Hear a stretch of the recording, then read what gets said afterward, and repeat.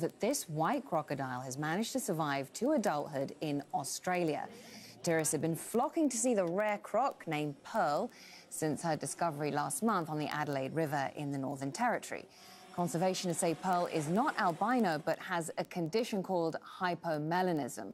White crocodiles are very vulnerable in the wild and most die as babies.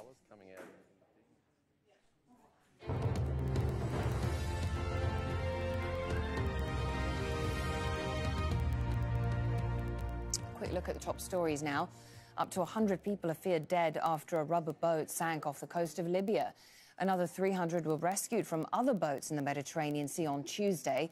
Most migrants who try to reach Europe are trafficked through Libya, where there's a flourishing slave trade and human rights abuses. There's widespread torture. There's massive overcrowding of prisons, 2,000 people in one large prison cell, as it were, being detained arbitrarily. There needs to be greater degree of responsibility recognized by Europe that they are a part of this. More than 200 people have been arrested during anti-austerity protests in Tunisia. Rallies have been held in more than 20 cities, including the capital, Tunis, where demonstrators stormed a supermarket and fought with police. Protesters are angry about the government's price and tax hikes, which are meant to tackle economic problems. Protests also continuing in Sudan over high prices for bread and wheat products.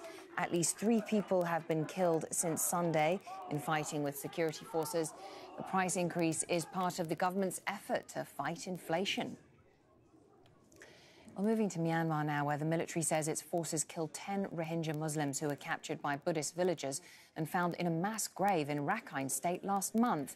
The army's commander-chief made the statement on his Facebook page and posted a photo of the grave. It's thought to be the military's first public admission of wrongdoing since it launched a crackdown last August, triggering an exodus of more than 650,000 Rohingya. Demonstrators in Greece have gathered outside the Prime Minister's official residence as anger rises over new austerity measures.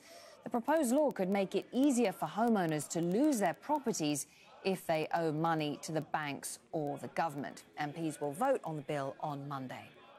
And Colombia's government says ELN rebels have carried out attacks on oil installations and military forces just hours after a ceasefire expired.